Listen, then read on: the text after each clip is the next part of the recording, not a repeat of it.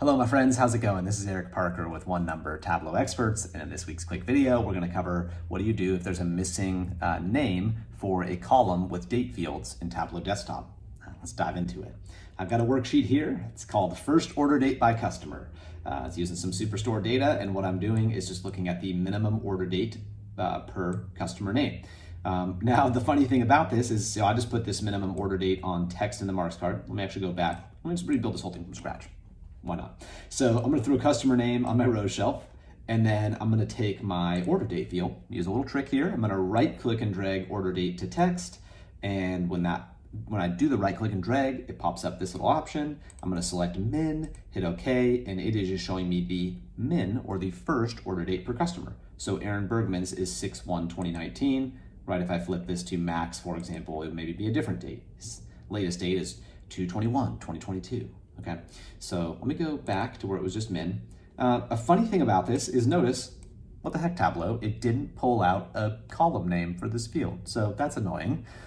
So let's tackle what we should do about that. There's a couple options for you here. Option number one, make up your own name as a calculation and just throw it on columns. All right, I've definitely done this before. So let me show you. I'm gonna hit the drop down, create a calculated, I'm sorry, not a calculated field. What the, oh no, I am doing a calculated field. I am all out of sorts. Okay, so we're doing a calculated field. I'll just call this my date column name.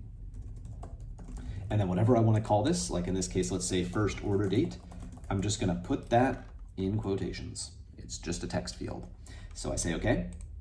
I throw date column name on my column shelf. Okay, I've got, okay, I'm trying to make it a little wider. There we go. I probably don't want the thing that says date column name there, so I can right click and hide the field label for rows. And bing, bang, boom, I've got a nice looking worksheet, right? Just customer name, first order date. So that's great from a visual standpoint. I think that it's hard to beat this. But you knew there was a but coming, didn't you? But this is not super functional. There's not like a sort button I can use. What if I want to say, who is our first ever customer, or who's our newest customer? I don't really have the ability to do that. I could use Tableau sort dialogues within the dimensions, but maybe I want my user to have that flexibility.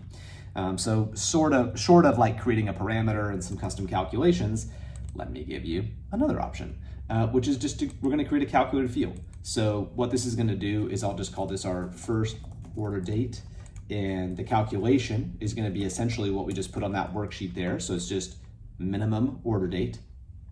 Okay, and now instead of putting the order date field on text, let's take that off of there. I'm going to put for first order date on the rows shelf.